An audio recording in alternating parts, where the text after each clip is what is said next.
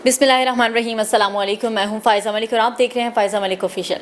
नाज़रीन, आज हमारे साथ एक बड़े ही सीनियर एंकर पर्सन मौजूद हैं, असदुल्ला खान, और इनसे आज हम जानेंगे। आज एक तो नवाज़ शरीफ ने बड़ी अहम एक प्रेस कॉन्फ्रेंस की है, उस हवाले से भी बात करेंगे, और साथ ही साथ इमरान खान के लॉन्ग मार्च के हवाले से बात करेंगे, क्योंकि जिस तरह से अभी इस्लामाबाद में गिरफ्तारियाँ, उसके अलावा ऑडियो लीक्स, राना असना की गिरफ्तारी, और साथ ही साथ और भी बहुत सी एक्टिविटीज़ जो हैं इस वक्त इस्लामाबाद में हो रही है।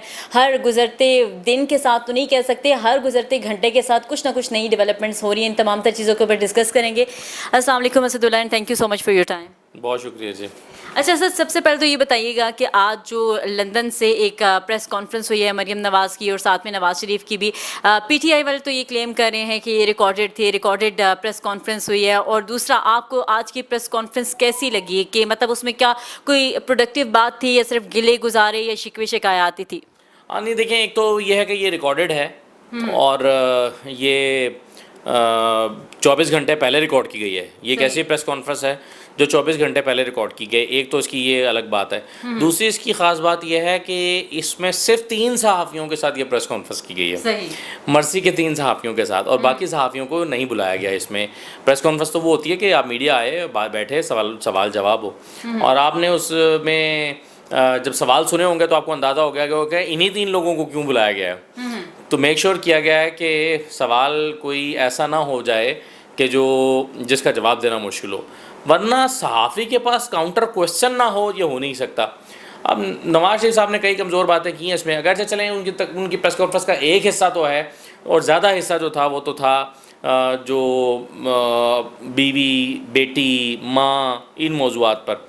तो वो तो उन्होंने चलें कि हमदर्दी सुनकर होती भी है, शायद हो सकता है उनके साथ इस मामले में कुछ गलत भी हुआ हो सकता है कि जब वो कह रहे थे कि मेरी अहलिया से या वहाँ पर मेरी लंदन में फ़ोन पे बात करा दें, मैं तबीयत मालूम कर लूँ, तो हो सकता है करा देनी चाहिए थी। कानून में कोई गुंजाइश निकाल लेनी चाहिए थी। लेकिन चलें, इससे हटकर बाकी सियासी तौर पर मुझे इसमें कोई सब्सटेंस उस तरह से नज़र नहीं आ रहा। मुल्क के हालात पर उन्होंने कहा कि जी मैं था तो बड़ा ज़बरदस्त चल रहा था, और मेरे जाने के बाद जो है वो इमरान खान ने तबाही पैदा की। काउंटर क्वेश्चन ये होना चाहिए था कि आपके जाने के बाद इमरान खान जब आए तो कोविड आ गया था, और कोविड में पूरी दुनिया में एक डिफरेंट चीज़ हुई थी, और पूरी दुनिया में महंगाई हुई। और फिर उनसे ये पूछना चाहिए कि अगर यही सूरत हाल है तो फिर आज आपसे कंट्रोल क्यों नहीं हो रहा। तो बीसीओ काउंटर क्वेश्चन हो रहे थे, लेकिन होने चाहिए थे, लेकिन क्वेश्चन उनसे ये हुए कि जी आप मरियम बीबी पर को ज़ियतें पहुँचाई गई, आपको तकलीफ़ देने के लिए, आपको तोड़ने के लिए पहुँचाई गई। अच्छा, आपने अपना मामला अल्लाह के सुपुर्द किया था, आप कैसे देखते हैं? इस तरह के सवालात हुए। तो बहरहाल मेरा ख़्याल है कि उनको पूरा, बावजूद इसके कि कानून में अभी तक शायद जहाँ तक मैं जानता हूँ नवाज शरीफ की एब्सकॉन्डर होने की वजह से पाकिस्तान के मीडिया में नशर करने पर पाबंदी है, लेकिन सब कर रहे हैं। अल्लाह करे कि कोई नोटिस ना आए और नहीं आएगा। सही। अच्छा, ये बताइएगा, जिस तरह से उन्होंने कहा कि साकिब निसार के हवाले से उन्होंने कहा कि उनके हमने सुना गुफ्तगू, वो चाह रहे थे कि मरियम के ऊपर और नवाज शरीफ के ऊपर केसेस बनाए जाए, इन्हें फंसाया जाए और इमरान खान को ज़बरदस्ती लाया जाए। तो क्या समझते हैं कि ये स्टेटमेंट उन्हें देना चाहिए था, या ये किस तरह का स्टेटमेंट है जो आज उन्होंने दिया? देखें, 2 चीज़ें आई थी इस हवाले से जो आज वो दावा कर रहे हैं। एक राना शमीम साहब का एफिडेविट आया था, जिसके बाद में कुछ दिन पहले उन्होंने एक एफिडेविट दिया कि जी मेरा वो बयान अल्फी गलत था, उसका कंटेंट गलत था। उसमें उन्होंने ये दावा किया था कि जी उस वक्त साकिब निसार एक जज साहब को जो है वो हिदायत देते पाए गए, और मैं खुद इसका गवाह हूँ, तो मेरे सामने ये हुआ। लेकिन बाद में वो मुकर गए, उन्होंने कहा कि नहीं वो गलत है, मेरा बयान अल्फी गलत है, मैंने ये नहीं हुआ। तो अब दूसरी बात उन्होंने साकिब निसार की उस ऑडियो की थी, जिसके बारे में बहुत लोगों का ये ख्याल है, और उसी वक्त उसका तिया पांचा हो गया था कि मुख्तलिफ उनकी जो तकरीबात हैं उसमें से टुकड़े निकाल कर जोड़ के एक चीज़ बनाई गई थी, और उससे ये मीनिंग निकाला गया था कि इनको सज़ा देनी है, और उसका कहीं फॉरेंसिक नहीं हुआ, उसकी कोई ऑथेंटिसिटी हमारे सामने नहीं आई। इसके बावजूद ये क्लेम कर रहे हैं कि साकिब निसार ने ये कहा था। मेरा ख्याल है कि वो एक ऐसा एविडेंस नहीं है जो कोर्ट ऑफ लॉ में उसको प्रूव किया जा सके। तो मुझे जाहिर है चूँकि काउंटर क्वेश्चन उनसे हो नहीं सकता था यहाँ पर, तो वो जो कह रहे हैं बस वो फिर ठीक है कह रहे हैं। तो मेरे ख्याल में असद फिर इसको ज़्यादा डिस्कस करने की ज़रूरत नहीं है कि उसमें सिर्फ हमदर्दियाँ थी कि प्याज टमाटर मेरे टाइम में बहुत ज़्यादा सस्ते थे, अब प्याज की कीमतें ऊपर चली गई, टमाटर, मतलब यही डिस्कशन हो रही थी। और ख्याल है, देखें, इस वक्त जो आवाम बिजली के बिल भुगत रही है, और इस वक्त जो लोगों को महंगाई का सामना करना पड़ रहा है, ये वाला जो पॉइंट है ना कि जी मेरे ज़माने में बड़ा सस्ता था, मेरा ख्याल है ये मौजूदा इस वक्त जो हालात हैं उसमें लोगों पर असरअंदाज नहीं हो सकती, यानी वो अपना ये माल बेच नहीं सकते। हाँ। कि जी मैं था तो बड़ा अच्छा था, भाई आप थे और बहुत अच्छा था तो आप आ चुके हैं ना, फिर उसके बाद आप क्यों नहीं अच्छा कर पा रहे, क्यों नहीं हालात ठीक कर पा रहे, कितना टाइम आपको चाहिए। सही। अच्छा सर, अब आते हैं इमरान खान की लॉन्ग मार्च के हवाले से बात करते हैं, क्योंकि लॉन्ग मार्च के हवाले से काफ़ी हिकमत अमली इमरान खान ने भी तैयार की है। उस हवाले से वो जा भी रहे हैं, हल्फ भी ले रहे हैं मुख्तलिफ जगहों पर। लेकिन अभी जो हम सिक्योरिटी प्लान देख रहे हैं, जिस तरह का इस्लामाबाद को बना दिया गया है, कंटेनर सिटी बना दिया गया, उसके बाद तमाम तरह सूरत हाल आप डेली बेसिस पे देख रहे होते हैं, तो कैसा आप समझ रहे हैं कि ये कोई पुराना ही 26 मई वाला सिलसिला होगा या फिर ये मार्च कामयाब हो पाएगा? देखिए मुझे वैसे मैं कई लोगों से इख्तलाफ आजकल कर रहा हूँ, मुझे अगले 5-10-15 दिन में 10-12 दिन में लॉन्ग मार्च होता हुआ इमरान खान का नज़र नहीं आ रहा। उसकी वजह यह है कि मुझे ये लगता है, ये मेरी असेसमेंट है और असेसमेंट कुछ वजूहात या कुछ चीज़ों की बुनियाद पर है। मुझे ये लगता है कि इमरान खान इंतज़ार करना चाहेंगे कि अगले आर्मी चीफ़ की तैनाती तक जो है वो उसमें से क्या निकलता है और क्या अनाउंसमेंट होती है, क्या चीज़ होती है, वो मेरा ख्याल है उसको देखना चाहेंगे।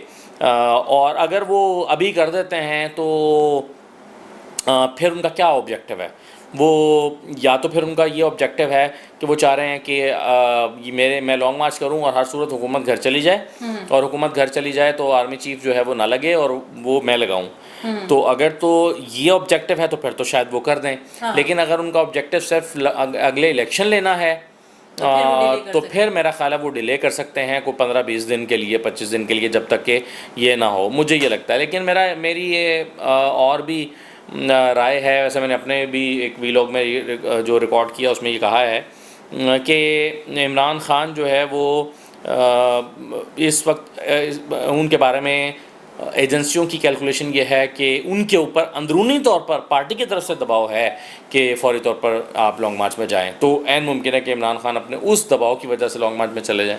तो कहा नहीं जा सकता, लेकिन मुझे पर्सनली लग नहीं रहा कि अगले 15-20-25 दिन या अक्टूबर के, अगर होगा तो अक्टूबर के आखिर या नवंबर के पहले हफ्ते में जाकर कुछ हो सकता है।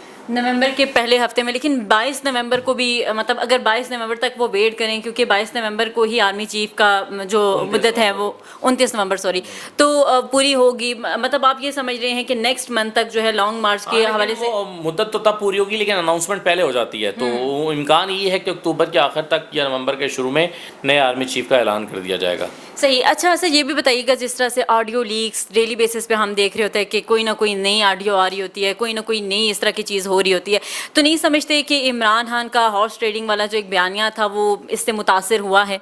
मेरा नहीं ख्याल। देखें, इमरान खान ने उसको कह दिया कि ये एक जाली ऑडियो है, डीप फेक है और मुख्तलिफ चेपियाँ जोड़ी गई हैं, ये उनकी तरफ से मौक़िफ़ आया। आप मुझे ये बताएं, ग्राउंड पे जो लोग इस वक्त इमरान खान को सपोर्ट कर रहे हैं, क्या उनके ऊपर कोई असर पड़ा होगा इस बात से कि इमरान खान जो है वो लोग ख़रीदने की बात कर रहे हैं? मैं आपको बताऊँ, पाकिस्तान में जो फॉलोअर्स हैं ना, वो अगर उनको यकीन भी हो कि इमरान खान वाकई लोग ख़रीदने की बात कर रहे हैं, तो वो कहेंगे कि वो ठीक कर रहे हैं। वो कहें फॉलोअर्स है ना, वो समझते हैं हमारा खान जो कर रहा है वो ठीक कर रहा है, उनका ये नज़रिया है, ये मानना है। वो अलग बहस है, हम इस पर बहस कर सकते हैं वो ठीक था गलत था, लेकिन लोगों के पास ये आर्गूमेंट होगा कि भाई अगर सब ये कर रहे हैं तो उनको काउंटर करने के लिए अगर खान ने भी किया तो ठीक है, उसने अपनी हुकूमत बचाने के लिए लीक किया है। लेकिन दूसरी बात यह है कि इमरान खान ने कह दिया कि ये हुआ ही नहीं है और ये फेक है ऑडियो, तो मेरा ख्याल है उनके फॉलोअर्स इस बात पर ज़्यादा यकीन करना चाहेंगे और मुझे नहीं लगता कि उनकी पॉपुलैरिटी पे कोई फ़र्क पड़ेगा। उसके बाद भी उन्होंने जलसा किया और अभी नए जलसों का शेड्यूल भी दिया है, तो आप देख लीजिएगा। मुझे नहीं लग रहा कि वो इस ऑडियो की वजह से जो है वो गैर मकबूल हो जाएंगे, अनपॉपुलर हो जाएंगे, मुझे नहीं लगता। सही। जैसे कि आपने कहा कि उनकी पॉपुलैरिटी में या उनकी फेम में कोई कमी नहीं आएगी, बल्कि उनकी पॉपुलैरिटी और ज़्यादा ऊपर जा रही है। तो जिस तरह से आपने एक बात भी कही कि खान अगर कोई भी बात कर देता है तो जो अवाम है वो समझते हैं कि वो ठीक है, उनकी बात पे मिनोन अमल भी करते हैं। तो आपको नहीं लगता कि खान ने जो है, मतलब खान को ये चीज़ पता भी है कि लोगों में वो कितने ज़्यादा पॉपुलर और उनकी बात की क्या वैल्यूज़ हैं, तो उन्होंने कुछ जगहों पर कुछ ऐसी बातें की हैं जो मतलब आपको लगता है कि उससे खान आज जो है वो डैमेज हुए हैं और जो पोजीशन मुल्क की बनी हुई है ये इसी वजह से हुई है? हाँ, देखें, दो चीज़ें हैं, एक तो है मुल्की हालात और दूसरा है कि खान डैमेज हुए या नहीं हुए। तो खान के जो कुछ भी हुआ उसमें इमरान खान की गलतियाँ थीं या किसी और की गलतियाँ थीं, उन सब को आप मिलाकर देखें तो आज तो खान फ़ायदे में है। अगर ये सब कुछ ना हुआ होता और उनकी हुकूमत ऐसी चल रही होती तो वो गैर मकबूल हो रही थी और 2023 के इलेक्शन में इमरान खान के लिए बहुत मुश्किल होता कि वो दोबारा हुकूमत बना सकते। और उनकी पॉपुलैरिटी का ग्राफ काफ़ी नीचे आ रहा था, महंगाई, मुख्तलिफ चीज़ें, वजूहात, बावजूद इसके कि वो कोविड की वजह से थी या कुछ और वजूहात थी, लेकिन लोग इन बातों को नहीं समझते। तो एक तो वो है कि हाँ, जो कुछ हुआ वो किसी की भी गलती थी, खान की थी या किसी और की थी या दोनों की थी। उसके नतीजे में जो कुछ भी हुआ है इमरान खान के लिए फ़ायदेमंद हुआ है, और सियासी तौर पर सही। और उनको फ़ायदा हुआ है इसका। लेकिन आप पूछें कि मुल्क को क्या हुआ है, तो मैं कहूँगा कि मुल्क को बड़ा नुकसान हुआ है। उसकी वजह यह है कि एक ऐसे वक्त में कि जब आलमी हालात जो हैं वो इस किस्म के थे कि रशिया यूक्रेन वॉर चल रही थी, पोस्ट कोविड एरा भी ख़त्म नहीं हुआ था, पाकिस्तान को इस्तेहकाम देने की ज़रूरत थी। ऐसे में आपने देखे ना कि आपने अपनी मईशत का बेड़ा गर्क कर लिया और IMF के साथ आपको सख्त शराइत पर मानना पड़ा है। यहाँ पर लोगों की जो मंथली तनख्वाह है उससे ज़्यादा उनको बिजली के बिल अदा करने पड़ रहे हैं, एनर्जी बिल्स लोगों के लिए अफोर्डेबल नहीं रहे, अच्छे से अच्छे लोग जो हैं उनके लिए जो है वो महीना गुजारना बड़ा मुश्किल हो गया है। तो और फिर ज़ाहिर है इसका पूरा इम्पैक्ट पाकिस्तान पर, पाकिस्तान की सारी इंडस्ट्री बैठ गई है, पाकिस्तान की एक्सपोर्ट्स ख़त्म हो गई हैं, पाकिस्तान का जो इम्पोर्ट बिल है वो बढ़ गया है। तो ये ओवरऑल पाकिस्तान का की इकॉनमी को बड़ा शदीद धचका लगा है। तो मेरा ख्याल है कि पाकिस्तान के लिए ये अच्छा नहीं हुआ। सही। अच्छा, लॉन्ग मार्च के हवाले से अगर बात की जाए तो राना सना की गिरफ्तारी, मतलब आपको लगता है कि उनकी गिरफ्तारी हो सकेगी? क्योंकि आपने भी काफ़ी सारे इस पर प्रोग्राम्स भी किए हैं, तो ये कैसा फ़ैसला था कि नाकाबिले वारंट्स गिरफ्तारी जारी कर देना, क्या ये काफ़ी था लॉन्ग मार्च को मतलब कामयाब बनाने के लिए? मेरा ख्याल है कि इमरान खान इनकी राना सनाउल्लाह साहब की गिरफ़्तारी जो है वो ना किसी की उस तरह से तरजीह है और ना ये हो पाएगा। मैं राना सनाउल्लाह को गिरफ़्तार वज़ीर दाखिला है, मेरा नहीं ख्याल कि उनको गिरफ़्तार किया जा सकेगा या गिरफ़्तार किया भी जाएगा। और जो कोशिश हुई है उनकी गिरफ़्तारी की वो भी बड़ी कमज़ोर सी कोशिश हुई है। तो बस ठीक है, पॉलिटिकल पॉइंट स्कोरिंग, दोनों एक दूसरे की गिरफ़्तारी की कोशिश कर रहे हैं और दोनों एक दूसरे को गिरफ़्तार नहीं कर सकेंगे, मेरा ख्याल है। तो ये जो गवर्नर राज की खबरें आ रही हैं, इस हवाले से क्या कहेंगे? नहीं, इसका कोई इम्कान नज़र नहीं आता मुझे।